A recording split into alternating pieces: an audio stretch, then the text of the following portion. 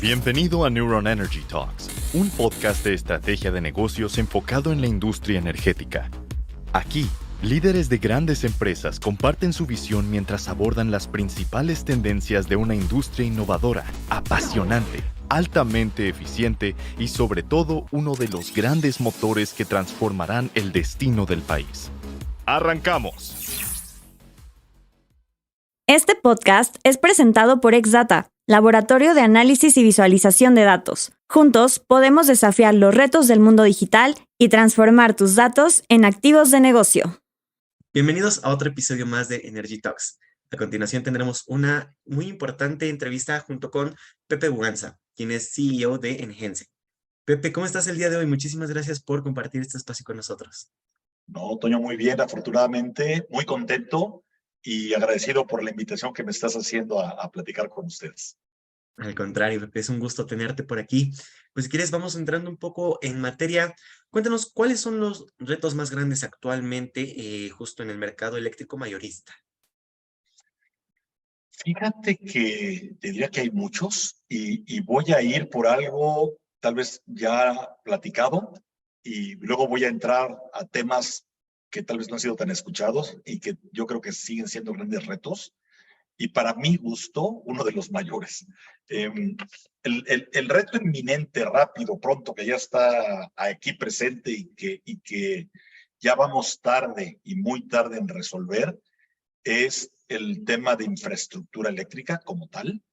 Y por infraestructura quiero referirme prácticamente a dos, lo que se conoce popularmente como elementos de la red. Primero es, no se tienen o no se han desarrollado, construido, y ha habido un espacio de tiempo en el que por la falta de autorización de permisos de generación han estado parada esta construcción que platicaba yo de centrales eléctricas. No ha impactado todavía de tal forma que se vuelva crítico, pero desafortunadamente desarrollar y construir centrales eléctricas lleva mucho tiempo, 3, 5, 6 años, y la demanda en México ha ido creciendo rápidamente. Fíjate, pasamos, si no me falla la memoria, de 38,000 por ahí megawatts hora, ¿no? De promedio de energía consumida en el año 2019. Saco de la ecuación el año 2020 porque pues, fue un año completamente atípico de demanda que se desplomó, etcétera, que la verdad es que no vale la pena tenerlo como estadística, no es tan útil, pero tomando como línea base el año 2019, si vemos cómo cerró el 2022, pasamos de 38,000 a 48,000. Lo ves porcentualmente, es enorme el brinco, ¿no? Pues fueron 10,000, pues sí, pero por una base de 38,000, ¿no? Es un 25-27%, es muy grande. Entonces la demanda se ha ido moviendo rápidamente, ha crecido rápidamente, más no así la oferta, y los precios de energía se determinan en donde se cruza la demanda con la oferta. Al tener dos curvas y una moverse y otra no, pues los precios pueden llegar a subir dramáticamente. Si vemos la curva de mérito, que es como se obtienen los precios de energía, pues podrían haber hasta precios de escasez de continuar esta situación, ¿vale? Esperemos que no, esperemos que se resuelva, pero ya estamos en un punto, yo diría que llegando al punto crítico. Tiene que ser un punto ya algo crítico, pero no, ya estamos llegando a un punto crítico como tal. El otro es la falta de capacidad de conexión, y la voy a unir con la situación de las redes, la Red Nacional de Transmisión y las redes generales de distribución. Y esto ha impactado mucho porque fíjate que hay un gran interés de invertir en México. Hoy el país para invertir es México, y eso ya todo el mundo lo sabemos, y esto es derivado por el movimiento de las cadenas de suministro, que hubo una disrupción. De hecho, está muy interesante porque hay un efecto, y esto es solamente for the record porque casi nadie ubica este término. Hay un efecto en cadenas de suministro que se llama el efecto bullwhip. Yo lo aprendí en maestría esto, y es cuando hay disrupción en el consumo, se hace como un látigo gigante, como un onda gigante que disrumpe o interrumpe las cadenas de suministro hacia atrás. Y este efecto bullwhip, que se llama como un látigo, ¿no? de toro,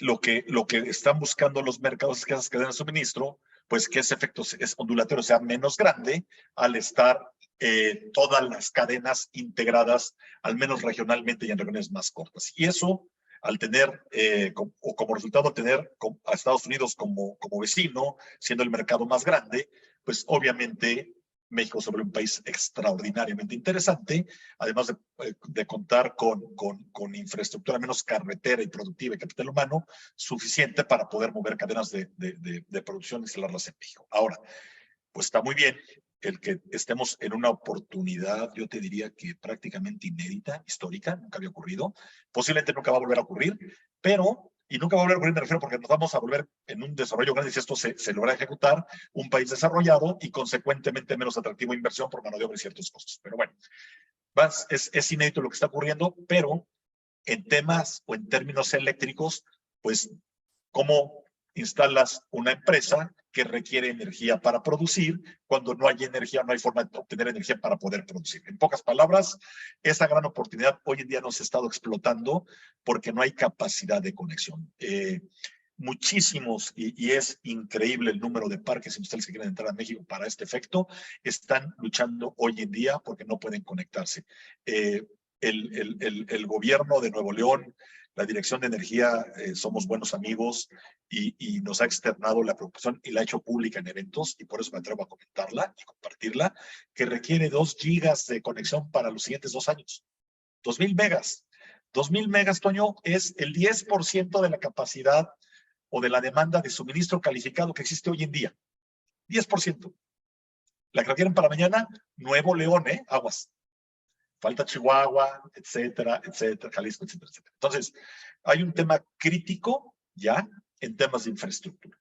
Infraestructura eléctrica relacionada, nada más para recapitular, con redes de transmisión, ¿no? Que tiene que ver al final también con otro tipo de estructura que son capacidad de conexión. Tampoco hay capacidad de transformación, no hay subestaciones suficientes para llevar a cabo esta conexión, y una generación que no siguió un desarrollo como fue planeado y como fue previsto en los programas indicativos que existen para tal efecto, ¿vale? Ahora, eso es por un lado. Por otro lado, tenemos un mercado que no ha acabado de desarrollar y que si bien no ha acabado de desarrollar, derivado de esto que acabo de platicar de alguna manera, que no es suficiente generación privada para poder tener ese dinamismo y esa eficiencia en precios para poder llevar a cabo un suministro mayor en cantidad y más eficiente, también es cierto que hay una gran cantidad, que voy a referirme a definiciones regulatorias, de instrumentos del mercado que no se han implementado. ¿Y qué son esos instrumentos del mercado que no se han implementado? Pues bien sencillo. Mira, voy a empezar por los primeritos. Hay un mercado spot, ¿no? Y el mercado spot, y bueno, voy a referirme a definiciones regulatorias, un mercado de energía a corto plazo que debería de partirse para doble liquidación en un mercado del día en adelanto, un mercado de tiempo real, pero también debería venir ya un mercado de hora en adelanto. Bueno, hoy, para efectos reales, tenemos nada más un mercado de día en adelanto. No es cierto, existe, tenemos precios en el mercado de tiempo real. Sí, exposed, no en tiempo real. Consecuentemente, no existe. Y si no existe un mercado de tiempo real, mucho menos un mercado de hora en adelanto que nos permita que simultáneamente tener forma de responder. Primero. Segunda, tenemos un sistema eléctrico como instrumentos del mercado que le hacen falta derechos financieros de transmisión. Y le faltan derechos financieros de transmisión para cubrir congestión entre distintos nodos. E irónicamente, yo hablaba hace ratito que no tenemos capacidad de conexión. Y la demanda ha crecido, y esa demanda que ha crecido con la falta de capacidad de conexión está creando islas eléctricas. Particularmente a mí me llamó mucho la atención, y yo creo que eso también prácticamente fue poco notado, a menos que seas un operador de mercado o un operador del SENACE. Hubo hace 2 semanas un evento en la que ya finalmente ocurrió lo que habíamos nosotros previsto, que se congestionara la línea donde evacúa toda la generación que viene de la central de Laguna Verde. En Tlaxcala tenías precios de 5,000 pesos y cruzando la calle tenías precios de 400 pesos en nodos. Así, 5,000 pesos de este lado de la calle, 400 pesos de este lado. Imagínate, es una locura eso que estoy platicando. Ya ocurrió y está ocurriendo. Era muy visto en el noroeste, en la parte del Pacífico Norte, pero no en la parte del centro. Bueno, ya empezaron a ocurrir estas islas eléctricas derivado de la falta de infraestructura, consecuentemente congestión. Y congestión es un riesgo financiero muy grande porque ante una diferencia de precio no tienes cómo cubrirlo. Los derechos financieros de transmisión, las subastas de derechos financieros de transmisión te iban a permitir lograr esto. Están en stand-by. ¿Y para cuándo estos dos que te acabo de decir? Yo creo que para largo plazo. No van a salir pronto. Tenemos Otro instrumento, y para no caer en muchos que no se han implementado, y con este voy a cerrar, para no alargar más, los recursos de demanda controlable son importantísimos. Que yo como consumidor pueda pagar mi consumo, hablo de grandes consumidores de entrada, ¿no? Que pueda pagar mi consumo, que pueda bajar mi demanda en horas de máxima demanda para evitar alza de precios y exactamente tener un sistema más confiable. ¿Para cuándo? No se tiene. Esto prácticamente no se platica y para mí es crítico porque esto te da señales de precios reales y te incentiva la inversión que exista.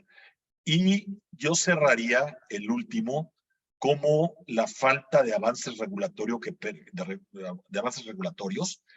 y de definiciones de modelos del sistema desde el punto de vista del operador del sistema del SENACE, de falta de modelos que te permita evaluar nuevas tecnologías.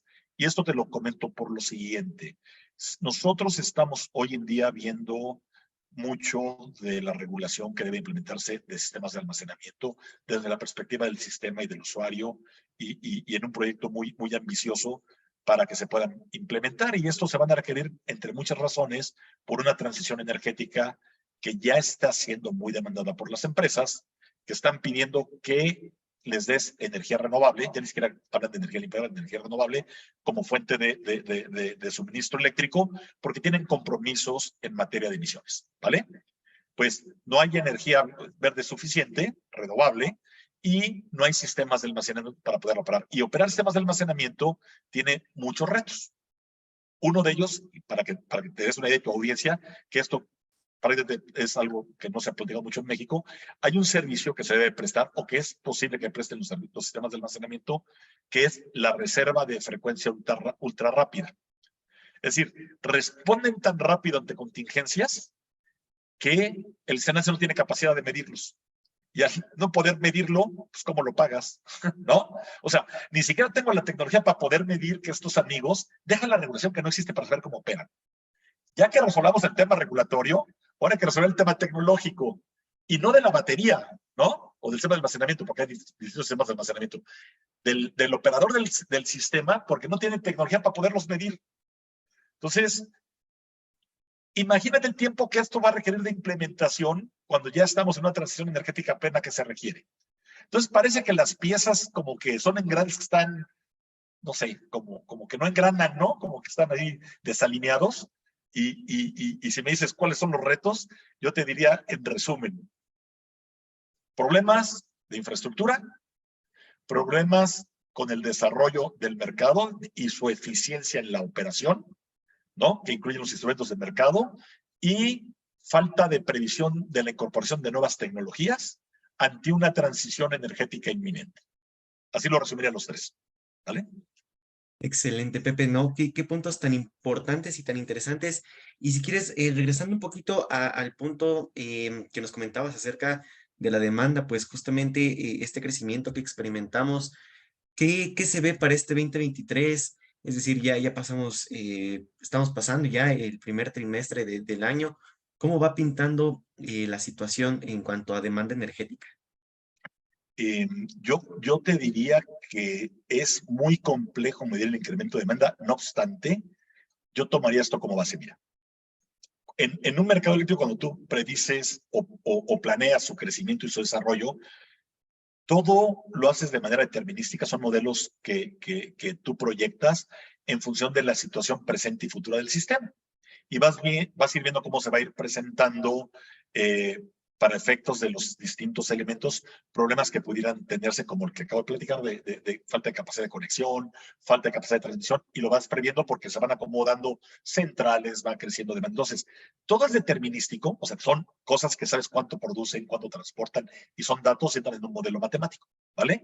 De programación lineal, y en fin, tienes ahí, hay un programa de optimización que optimiza hoy en día como 1.600.000 ecuaciones, ¿vale? Es muy complejo. Hay un archivo que se llama el archivo RAW, R-A-W, que es el archivo que usa SENACE para esta optimización, ¿vale? Ahora, la demanda, pues es difícil saber cómo va a crecer la demanda mucho más que como es agregada, es grandota, lo vas haciendo en modo estadístico. Regularmente dices, bueno, el crecimiento normal y regular de la demanda de un país como México en desarrollo va creciendo el 3, 4%, y así era la previsión histórica. Y así se previeron los programas de planeación. Ahora, y nuevamente retomando, hubo un evento inédito y es lo que platicamos, se acabó. Entonces ahora es la demanda que venía, que regularmente crece así, pues cambió su pendiente y es un crecimiento demasiado pronunciado. Habría que recapitular y retomar toda la información de los estados, el crecimiento que prevén, pero retomando el de Monterrey, que lo tengo muy claro, el de Nuevo León espera crecer 2 gigas en 2 años. Eso, para efecto estado, yo creo que ellos están casi doblando su capacidad de conexión, ¿no? A nivel consumo, o muy cerca de doblarla, imagínate. Es muy grande. O sea, no sé el porcentaje, pero porque no sé la demanda actual, pero deben ser crecimientos mayores al 50% al menos. Y Jalisco está por ahí también. Chihuahua ni se diga, ¿no? Chihuahua trae un problema de conexión terrible y trae una demanda enorme que quiere instalarse ahí. Hay demasiados parques. Entonces estamos cambiando de crecimientos de demanda del 3-4% a crecimientos de 20-30%. Es inédito y muy grande. Ahora, ¿cómo compensas eso en generación? Si no estás soltando permisos. Por eso yo comento que podemos llegar rápidamente a precios de escasez de continuar esta tendencia, pero, sí, pues es un pero, tenemos un reto que resolver, que es cómo logramos que se conecten hoy estas empresas para que sea factible el darles energía y que se vengan las inversiones. Mira, hay casos de demandas muy grandes y ha sonado mucho el caso de Tesla que se viene, and so on and so forth, pero algo que tal vez no se ha comentado mucho es, están entrando muchos data centers, por ejemplo. El mundo se está tecnificando, se está volviendo un mundo de datos. El mundo de datos se vuelve intenso en electricidad, intenso en energía, más bien, y la energía primaria que va a empezar a ocupar a partir de ahora en adelante va a ser energía eléctrica. Entonces, esta sustitución de otros tipos de energéticos por electricidad tal cual, ¿no? Y que los equipos se están volviendo intensivos en electricidad, va a hacer que no solamente el crecimiento cambie por la entrada de nuevas inversiones al país, sino por las propias tendencias de consumo. Vamos a pasar de coches de combustión interna a coches eléctricos. Ahí rápidamente ya tienes una demanda nueva, ¿no? O un nuevo mercado que va a requerir otro tipo de energético. Tienes los data centers y que vengan los data centers porque todo se vuelve datos. Y al tener datos y el mundo volverse un mundo de datos, se va a consumir mucha energía para almacenamiento de datos. Quieren llegar muchos data centers a México. Tuvimos el privilegio de contratar un data center y pues, es un data center que consume 100 megas. 100 megas es una barbaridad de energía, ¿no? Y quieren llegar muchos. Entonces, ¿cómo logramos? Están llegando a la zona de Querétaro, Bajío, y ahí están instalando, están agarrando esta área geográfica como su hub. Está el problema que no han podido llegar a instalarse y es un reto para el gobierno, lo ha manifestado. Apenas se creó la Asociación de Centros de Datos. Me invitaron a formar parte de alguna manera, como son algunas empresas de la asociación. Y muy interesante el que traen retos y su principal reto para entrar e invertir es resolver su problema energético, ¿no? Entonces, vienen incrementos de demanda muy grandes, ya no tradicionales del 3-4%, yo creo que vienen incrementos de demanda. Si hubiera capacidad de conexión de 20%, ¿no? Al menos en el sector industrial. Pero el sector industrial te representa casi el 40% de la demanda nacional, entonces, como sea, es un impacto enorme en la demanda. Lo hemos visto en los 2 últimos años. Yo creo que el mensaje, si me permites darlo, público es, hay que resolver el tema de infraestructura, ya. Y los otros 2 que platiqué también, pero el de infraestructura fue para hace 2 años, ¿no? Y es muy importante porque ahí está la demanda, ya está visto, ya ocurrió. Y creo que las tendencias, si bien tal vez no se tiene un número claro porque no está en un inventario, cuántas empresas, cuánto consumen de energía de las que van a entrar a México y no está esta información agregada, y te lo digo por lo que acabo de hablar de los data centers, ellos decían, oye, es que requerimos la información agregada para toma de decisiones, hay mucha información que no existe. Lo que es real, y todo el mundo sabemos, es que sí hay una gran cantidad de interés en desarrollo de proyectos y que va a haber un gran crecimiento de demanda que requiere ser atendida, simplemente por política económica. olvídate de la política energética que exista, política económica, desarrollo económico del país. ¿Cómo va a haber desarrollo económico si no hay energía? ¿No? No hay manera de que exista si no hay un energético. Las empresas que producen requieren energía para producir. ¿Vale? Entonces, ya se vuelve un tema no eléctrico, se vuelve un tema de desarrollo económico también. Interesante, justo esto que mencionas, Pepe, porque pues el tema de infraestructura, digamos, está en un solo poder, ¿no? Por así decirlo, y pueden tener como esta frustración de su parte, como de que, oye, pues ya están llegando las empresas, el consumo está creciendo, o sea, apóyanos, ¿no? Entonces, justamente, ¿cuáles son las alternativas que tenemos, pues, para irle haciendo un poco de frente? O sea, si bien no podemos tener un brazo muy fuerte en cuanto a generación de energía, como comentabas al inicio, pero bien, ¿qué alternativas tenemos para poder ir contrarrestando, aunque sea un poco, este efecto de infraestructura que nos hace falta? Fíjate que para cumplir con la regulación vigente te quedan, yo te diría que prácticamente dos alternativas. Y tal vez una tercera, pero se más impensable. La primera sería que muchas de estas empresas, y así lo están haciendo algunas ya, particularmente parques industriales, desarrollen su propia infraestructura. Es decir, llega un parque industrial, ¿no?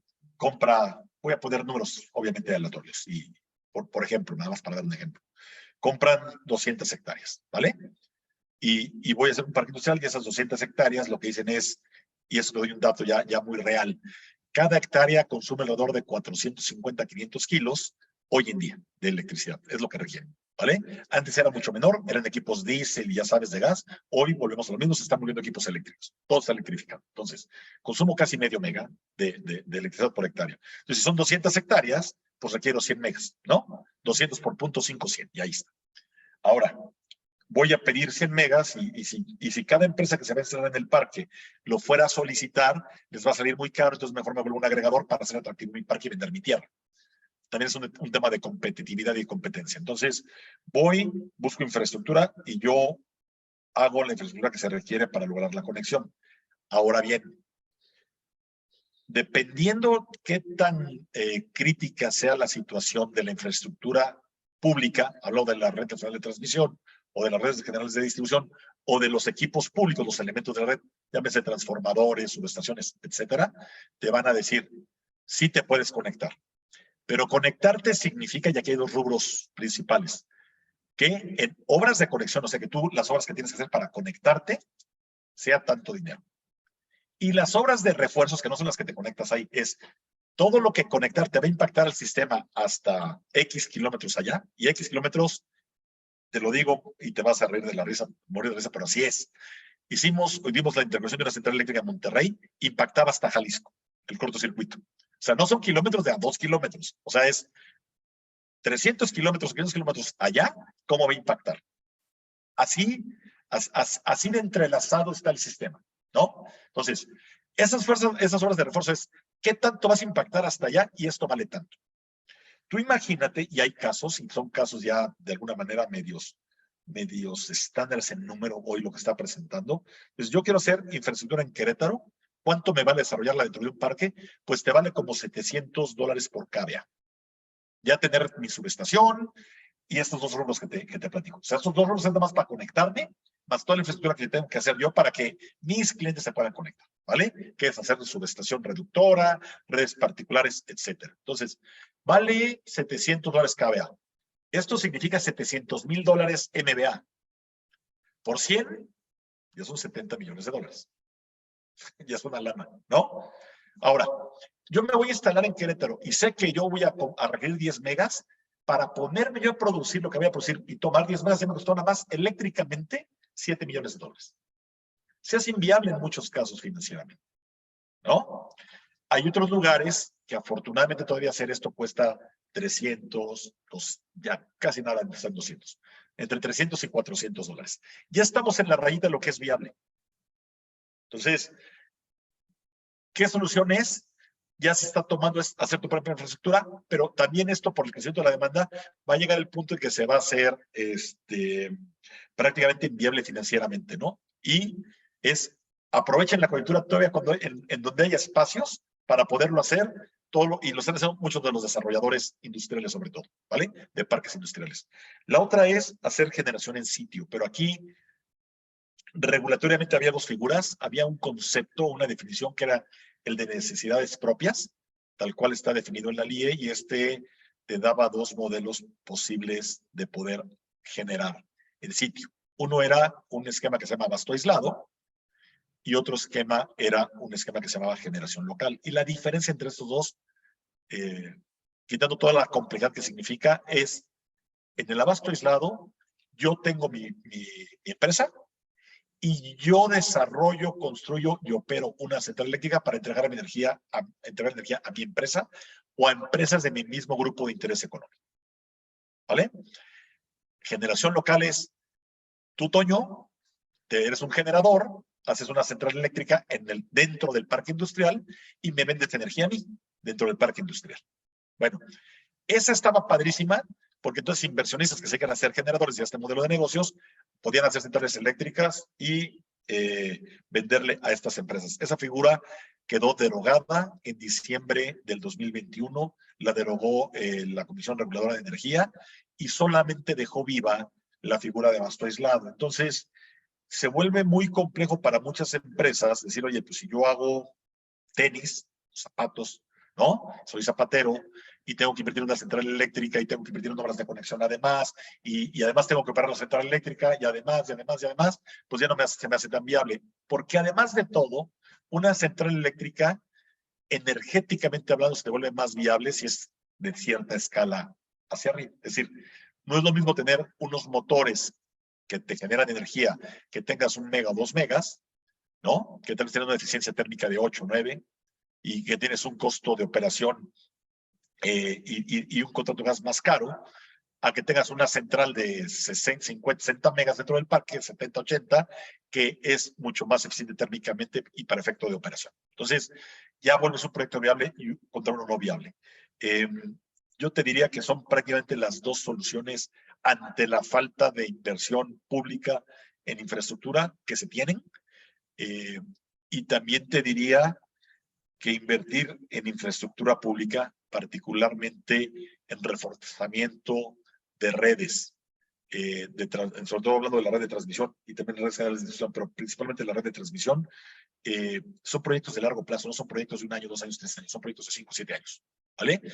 Hoy también nos encontramos con un reto adicional que no estaba en la ecuación y que además todavía vino a complicarlo un poquito más, que es la entrega de equipos. Es decir, regularmente antes de la pandemia a ti te entregaban un equipo en 6 meses, sobre todo un transformador de cierto tamaño. Hoy te están dando tiempos de entrega mayores a 2 años, 2 años y medio. Solamente el equipo. Entonces, imagínate si tengo que reponer, hay muchos lugares en el país que requieren cambios en bancos de transformación. Y tú dices, ¿qué es eso? Bueno, pues son aparatos que hacen transformación, ¿no? De voltaje de un lado al otro, y son bancos de transformación de 370, más o menos, MVAs. Y estos bancos de transformación pues son enormes. O sea, 370 megas es una cantidad muy grande y tienen un costo muy alto. Un banco de estos está oscilando hoy en día sobre los $20 millones. Entonces, requiero 10 o 20 o 30, pídelos, pues te los van a entregar en 2 años, 3 años, ¿no? Entonces, ¿cómo se hace? La respuesta es, tendrías que hacerlo hoy que hay oportunidad y considerar que el horizonte de tiempo en el cual vas a desarrollar en forma personal o particular esa infraestructura lleva tiempo. Y solamente para cerrar, la segunda opción, que es la de generación, recordemos que prácticamente los permisos de generación han estado dándose a cuentagotas. Entonces, si un proyecto de generación, en este caso abasto aislado, es una solución, bueno, no solamente hay que resolver el tiempo que lleva y la viabilidad financiera de tener esa central eléctrica bajo la figura de abasto aislado, sino además tener presente los tiempos que va a llevar tener ese permiso de generación, ¿vale? Interesantes puntos nos acabas de comentar, Pepe. Y pues, por ejemplo, en el tema de una estabilidad en los precios, si bien, como bien comentas, pues la demanda va pues colocando el precio en el mercado, justamente cómo podemos a través de la generación de energía, a lo mejor del almacenamiento de energía, lograr pues una estabilidad en estos precios o bien qué otros esfuerzos podemos tener para lograr un mercado pues un poco más estable. Fíjate que la única solución es prácticamente en este sentido, que haya un balance siempre entre oferta y demanda. Un sistema eléctrico, y voy a decir algo bien curioso, es un sistema eléctrico debe de funcionar siempre en confiabilidad. Y hemos escuchado mucho que un sistema debe ser, hemos escuchado mucho la confiabilidad y que un sistema eléctrico debe ser confiable. Y es que por confiabilidad y el CNER de la confiabilidad. Es más, salió una política que sacó la CNER para cuidar el sistema de confiabilidad, que hacía una serie de cambios a las reglas, o quería hacer una serie de cambios a las reglas. Y confiabilidad es, cuando hablas con mucho, dicen, ¿qué es confiabilidad? ¿Usted es confiable? No, confiabilidad es algo tan básico, como que en todo momento la demanda energética sea igual que la generación eléctrica. Para que un sistema trabaje a 60 Hz. Si no trabaja a 60 Hz, los sistemas o los equipos no funcionan. O sea, tu computadora, mi computadora, la impresora, todo trabaja a un nivel de frecuencia de 60 Hz. Si esa oferta y demanda de energía eléctrica no están igualitas en cada momento, no se tienen los 60 Hz. A ver, hay un rango muy pequeño en el cual se pueden mover en México, que sería un rango de 2 DHz. ¿Sale? O sea, puedes llegar a 60.2 a 59.8. Pero se nace bajo ninguna circunstancia, le gusta bajar de 59.9 o 59 porque si se te desploma tantito, adiós. Entonces, para efectos académicos, vamos a pensar que son 60. Y esos 2 GHz, que es casi nada, no existieran. ¿Vale? Entonces, eso es confiabilidad. Y la confiabilidad se basa en la seguridad del sistema y en la seguridad de la operación del sistema. Es decir, el sistema tiene que ser confiable manteniendo la seguridad de los equipos. Y los equipos volvemos a lo mismo, todos los elementos de la red. Líneas de transmisión, transformadores, cuchillas, etc.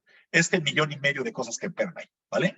O que forman parte del sistema.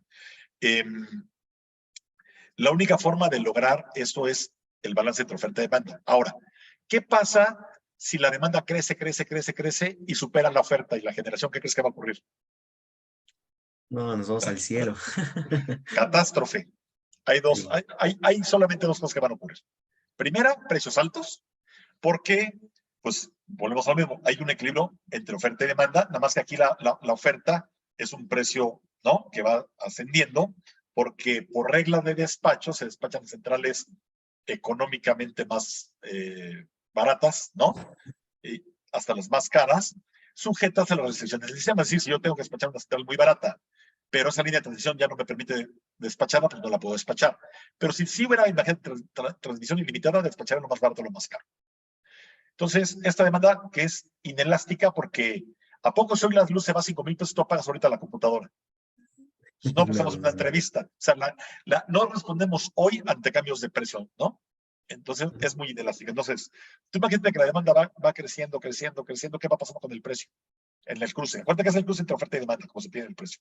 Estamos aquí, precio barato. Va creciendo, el PML se va a hacer más caro. Pero llega el punto en que sopas ya está aquí, ya no hay más caro, ¿no? Ya estamos en precio de escasez. Pero lo siguiente es, se me salió una de estas centrales que generan, se me salió de operación por una falla, ¿no? O una red, llegó un águila y se estrelló en la red y falló la red, no sé. Se me cortó, ¿qué pasó? Saco una central de ahí. Entonces ya la oferta superó a la demanda. ¿Qué sigue? Blackout. Cortes de carga. ¿Por qué tengo que cortar la carga? Porque entonces la frecuencia, como la generación superó a la demanda, se miría a 61, 62, 63, 64 y comprometería a todos los equipos, ¿no?, que están conectados al sistema. Entonces tengo que hacer blackout. Entonces, ¿cómo lo logras? ¿Cómo logras una estabilidad de precios? ¿Cómo logras precios eficientes? Solamente manteniendo el equilibrio entre oferta y demanda y, eso sí es un y, volvemos a la curva, pues de nada te sirve mantener el equilibrio si todas las centrales están caras, ¿no? Hay gente que en lugar que fuera así la curva de oferta, todos los precios fueron carísimos y dices, ok, se mueve la demanda, pero todo es carísimo. No, no, no. O sea, obviamente, por eso el desarrollo tecnológico se supone que salen tecnologías más eficientes económicamente, consumen menos combustibles, tienen menores regímenes térmicos, etcétera, ¿no? He hablado de la generación térmica, de la generación renovable, pues obviamente los paneles o los aerogeneradores tecnológicamente producen más, tienen mayores factores de planta y tienen menos costos de inversión. Entonces, eso te lleva a que esta curva de oferta se vaya abaratando, ¿no? O sea, se va reduciendo el costo marginal de generación y eso hace que sea más eficiente en precio. Entonces, tomando en cuenta el supuesto de que tuvieras inversión para lograr costos más eficientes en generación y que tuvieras este balance de oferta y demanda, lograrías mantener los precios bajos y a la baja, sobre todo, que es lo más interesante, ¿no? Que era parte de la idea de la reforma, ¿no? La reforma es, voy a permitir inversión en generación y en suministro y principalmente me enfoco ahorita a la inversión en generación para empezar a tener nuevos proyectos, nuevas centrales eléctricas, un cambio tecnológico, una transición energética que me permitan tener una energía también, además de más limpia, más barata, ¿vale? Pero bueno, estamos ahí digamos, en un impasse ahorita en lo que se logra. Sí, claro, pues justo estamos en la volatilidad, ¿no? Y me gustaría preguntarte, Pepe, por ejemplo, pues en este tema de, por ejemplo, ya cuando vamos a contratar un servicio a lo mejor de generación, ¿cuáles son los retos o más bien los riesgos que hay al momento de contratar pues energía dentro del mercado o para entrar al mercado eléctrico mayorista? Sí, estamos en el supuesto de que hay dos tipos de usuarios, aquellos que en forma agregada, sin entrar en las particularidades, tengan una demanda igual o mayor a un mega, y estos pueden entrar en una modalidad que se llama el suministro calificado, es decir, pueden volverse usuarios calificados y negociar bilateralmente los contratos en forma libre y tan ocurrente como quieran, ¿vale? Y me refiero a tan ocurrente porque si se ponen muy ocurrentes, si quieren pagar con papayas, sandías o piñas, lo pueden hacer. Están en libertad de decidir entre ellos cómo pagar. Y tenemos un suministro eléctrico en el cual hay usuarios básicos que en forma agregada no llegan a este mega de demanda, ¿no? Y que estamos sujetos a una tarifa regulada que nos da el suministrador de servicios básicos, que en este caso el único que lo está llevando a cabo es CFE, suministrador de servicios básicos. Entonces, todos nosotros, los usuarios básicos, los que estamos en ese umbral, ¿no? Abajo del mega, pues es igualito que antes, vas con el suministrador de servicios básicos, contratas suministro eléctrico, es una tarifa regulada y no hay nada que hacer ahí. Para tal efecto, la CRE tiene una metodología tarifaria. Esa metodología tarifaria se basa en los costos de generación y los costos de operación del suministro básico y nos toca la que nos toca, ¿vale? Llega tu recibo y pues págalo. No hay nada que hacer. Ahora, el otro universo que es el mercado calificado, por llamarlo de esta manera, en el cual estos grandes usuarios pueden contratar suministro calificado libremente y aunque, digo, el ejemplo lo quiere ser tan claro como piñas, porque es tan claro como puedo hacer lo que yo quiera, ¿no? Van a negociar en forma bilateral. En este sentido sí hay riesgos de mercado y muy atinado tu comentario, y yo te diría que hay 5 riesgos en los que yo me fijaría principalmente, y voy a agregar un sexto por no dejarlo, porque creo que es importante. Sí, creo que sí vale la pena. A ver, hay 5 riesgos hoy, y son principalmente, 1, riesgos por variaciones en consumo. Es decir, si yo tengo un perfil de consumo de cierta forma, y yo contrato cierta energía, ¿no? Cierto bloque de energía. Digamos que yo consumo regularmente 2 megawatts hora de energía eléctrica. Pero no la consumo siempre lineal, no es uniforme un consumo, ¿no? Hay cambios de turno, cambios de procesos, y digamos que este consumo se le puede ir de 2 a 2.2 a 1.8 y tiene ciertas fluctuaciones. En muchos casos, si no cubro esas fluctuaciones, estoy expuesto a los precios de energía que existan en el mercado y en condiciones de demanda también a los precios de potencia, ¿vale?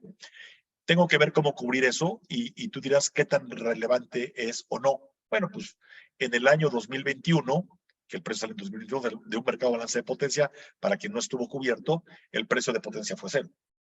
el año siguiente fue de 3 millones. Entonces, muchos que no estuvieron cubiertos hoy estuvieron dándose cuenta que les costó mucho más caro que haber tenido un suministro eficiente por muchos años. O sea, perdieron mucho dinero por no haber estado cubiertos. Entonces, ¿es un riesgo las variaciones de consumo? Sí, un riesgo grande, relativamente sí. Ahora, hay riesgos, como platicaba yo, Iván, estos dos van de alguna manera entrelazados. La exposición a las pérdidas del sistema y exposición a la congestión. Yo platicaba hace rato que el sistema eléctrico tiene muchos nodos de precios, 2.500 nodos de precios. Y sí, ¿qué es congestión? Pues congestión es la diferencia entre los precios que existen entre esos dos nodos y pérdidas, porque un PML, un precio, tiene 3 componentes, que es energía, congestión y pérdidas. El componente de energía es el mismo para todos los precios marginales del sistema. Entonces, siendo eso igual, lo único que varía es pérdidas y congestión. Entonces, a la hora que yo resto un precio del otro, tengo diferencias en pérdidas y en congestión. ¿Y qué riesgo tengo? Pues yo te platicaba el caso de Tlaxcala. Hay islas energéticas. Entonces, imagínate que yo hubiera comprado una, lo que me dijeron, yo te voy a suministrar energía eléctrica, pero te pongo, o el precio te lo pongo como referencia en una central eléctrica que está en Sonora, que vale 300 pesos el megawatt hora, y te pongo en ese punto de la escala que se fue a 5,000. Bueno, pues tú vas a pagar lo que costara la energía eléctrica más la diferencia en esos puntos, 5,000 menos 300. Pues ibas a pagar 4,700 por congestión más tu precio de energía. Se vuelve una locura. Y hoy, en la situación actual en México, que están haciendo islas eléctricas, es de muy alto riesgo estar expuesto a pérdidas y congestión, ¿vale? Otro caso, y ya esto ocurrió en el año 2021, y de alguna manera relativa entre el mes de abril y el mes de noviembre del año pasado, es la exposición a los precios de los combustibles. Particularmente, y por volumen que hoy en día se tiene en la generación, el gas natural, ¿vale? Entonces, si yo tengo un contrato de suministro que está ligado a lo que ocurra con el gas natural, pues me va a pasar en mi precio lo que le pasa al índice al cual esté ligado de gas natural. Ejemplo, el gas natural, y si tú te vas a los principales índices, al Henry Hub, al Houston Ship Channel, etcétera, Paso San Juan, prácticamente todos se movieron de $3 a $9 entre abril y noviembre, yendo a picos y valles en algunos días, en los meses, pero vámonos a los límites más o menos máximos que se tuvieron, de 3 a 9, se triplicó. Entonces, si tú tenías un precio que la energía te salía en 500, 600 pesos, cuando el gas estaba a 3, y de pronto se fue a 9, pues ese precio que te salía en 500 pesos, de pronto se te fue a 1,500 pesos, ¿no? O más. Entonces, hay que ver cómo cubrir ese riesgo. Y el otro es el tipo de cambio. Yo también creo que si tu cobranza y tu operación es en pesos, no te expongas a un suministro en dólares. Porque si hay una gran variación en tipo de cambio, te va a pegar en tu suministro y dirás, ¿por qué si estamos en México? Pues sí, pero el suministro eléctrico al final del día, de alguna manera, está ligado a precios de inversión, a precios de commodities estandarizados o indexados en dólares, ¿vale? Es decir, el gas hoy vale $3 el MMBTU y el precio de referencia es de $3 MMBTU, a lo que valga, a lo que sea el tipo de cambio, ¿vale? Entonces, cubre el tipo de cambio. El último, que si bien no es un riesgo tan de mercado, hemos visto, y tengan mucho cuidado porque hemos visto muchos contratos que te dicen, yo te vendo la energía voy a poner un ejemplo, 700 pesos el megawatt hora. Y ese es el costo de la energía en el bloque. Acuérdense que el suministro eléctrico es la provisión de energía más productos asociados, no nada más es la energía. Es energía, potencia, cells, servicios conexos y una gran cantidad de cosas más, ¿vale? Estoy en el punto en el producto de energía, que es digamos, el que más abulta en la cuenta, ¿no? Yo te vendo la energía en 700 pesos, pero ese valor lo pongo como referencia a 2017 y cuando empieza tu suministro, te lo actualizo. No, pues espérame, ya no son 700 pesos. Si yo vengo de 2017 a 2023, tal vez se vuelven 1,200, ¿no? Muchos contratos están así porque quien desarrolló una central eléctrica hizo su proyecto y lo valoró en ese año. En ese año corrió su Project Finance y lo hizo así. Y tal vez se dio cuenta que por condiciones de mercado se quedó caro. ¿no? Entonces, como me quede caro, pues mejor digo que está barato, pero realmente lo estoy poniendo a un precio de hace, ¿no? 7 años, 8 años, que a la hora que lo actualizo ya no es así, ¿no? Entonces, eso hay que tener cuidado porque nos lo hemos encontrado en muchos contratos y es de alto riesgo.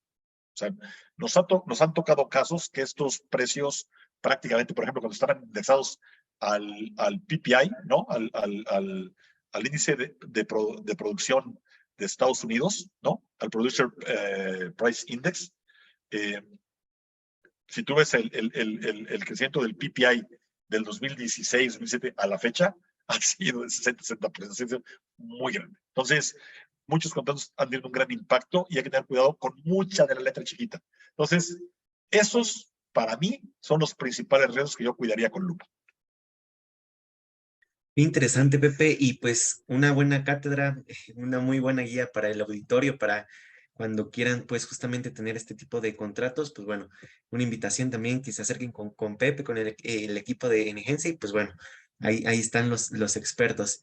Y Pepe, para ir cerrando un poquito ya la conversación, eh, desde tu perspectiva, ¿cómo ves el futuro de las energías? Es decir, aquí en México, bueno, tenemos una parte que está empujando todavía generación de energía con combustibles fósiles, pero bien el mercado está ejerciendo presión hacia energías renovables o sea, aunque se paren de pestañas quien se quiera parar de pestañas y el mercado lo exige, se tiene que hacer, ¿no? Entonces, ¿cuál es tu perspectiva acerca del futuro de las energías? Creo que ya lo contestaste tú.